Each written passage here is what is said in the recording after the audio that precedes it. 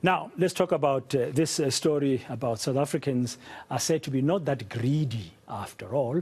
We only want between 10 million and 100 million rand to be happy. If we just want that in the lotto, we're going to be very happy. But it's not me saying so. There's a new study by researchers at the University of Bath in the UK. Americans, on the other hand, unlike us South Africans, want as much as, wait for it, $100 billion, an equivalent of more than 1.5 trillion rand in South Africa. The study investigated the assumption that humans generally have so-called unlimited wants, especially money. Paul Bain is co-author of this study titled Evidence from 33 Countries Challenge the Assumption of Unlimited Wants. He joins us now live from the city of Bath in the UK. Good afternoon. Thank you very much for your time, Paul. Just first up, just give us some examples of some of the questions you asked the participants in this study. Hello, Dan. Thanks for having me on. Yes, we asked people a very basic question. We asked them to consider their absolutely ideal life. Getting rid of all practical constraints, just think of their absolutely ideal. And then we asked them, how much money would you need to satisfy your absolutely ideal life? And we gave them options in a kind of lottery. It was all hypothetical, of course, but the idea was to think about a way of getting the money that wouldn't mean doing unethical things or having to work and all those trade-offs. So just purely by luck, we asked them, what kind of lottery would you want to enter, from 10,000 US dollars to 100 billion US dollars? But in each country we looked at, including South Africa, we converted that to the local currency. So I think in South Africa, we rounded it up to about, at the time we did the study, it was maybe 16 rand to the dollar. So like $1 million US dollars would have been 20 million rand, we rounded up. But the findings were a little bit more complex than kind of the overview. So it was true that more than half of South Africans thought they would be happy with about the equivalent of 10 million US dollars or less. And some of those, the most common response was actually about $1 million US dollars equivalent. But there were around about 25% of people in South Africa who wanted 100 billion. So it wasn't that, you know, all of South Africans were all kind of moderate and the Americans were, you know, the ones who always wanted 100 billion. What our findings showed was there was a mix in all the countries we looked at. And it was typical for most people in most countries to want about that 1 to 10 million US dollars, but always a small minority who wanted as much as they could possibly get. Okay, coming to South Africa, would you reach a conclusion? Would it be fair for us to conclude that the majority of South Africans are seemingly disinterested in excessive wealth? Yes, it's an interesting question because we just asked this very simple question. So the idea that most are not interested in being really excessively wealthy, yes, that's the case. And that's the case actually around the world.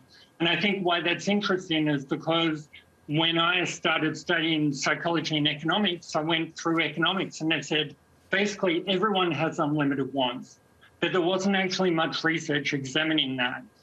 Humans were treated as a kind of black box. We don't need to look at that psychology, the psychological side of it. It's just an assumption. And so studying psychology as well, I thought this is actually an important assumption to test, and that's what prompted the research. Okay. So it is the case that most South Africans and most people around the world, in terms of the people we sampled, didn't have that really excessive desire for wealth.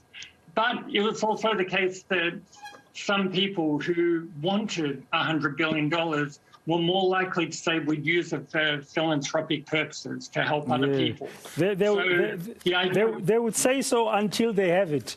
They would say so until they have it. Paul, sorry, Paul. Yeah, Yeah, sorry about that. What about age? I mean, did you find that the unlimited ones were more pronounced in a particular age group in your study? Could you see that? We did look at that. It was a little bit more complex. So overall, we found that younger people had more unlimited aspirations. More young people were aspiring to 100 billion and older people were more moderate.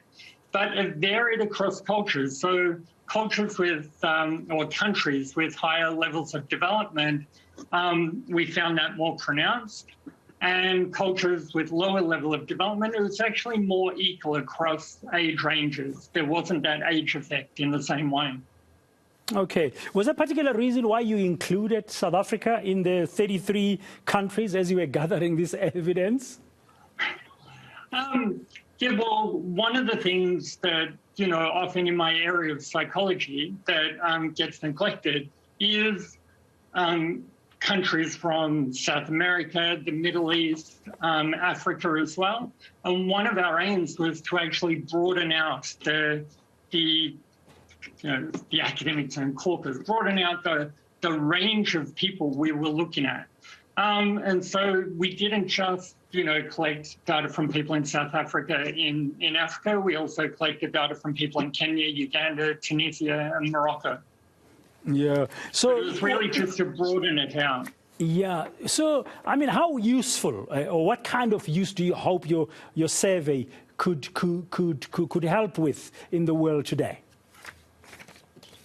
There are a few things. So one is just this acknowledgement that this economic assumption about us having unlimited wants is not quite right. And actually people vary a lot. There were a lot of people who said, yeah, 10,000 or even 100,000 US dollars would be enough from that.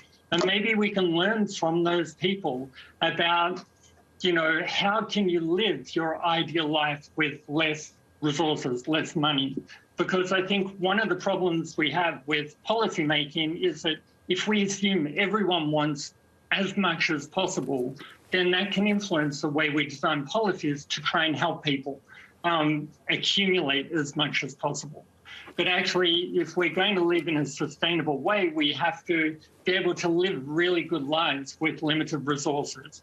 And so this can help give us some insights into trying to understand how we can be perfectly happy with less.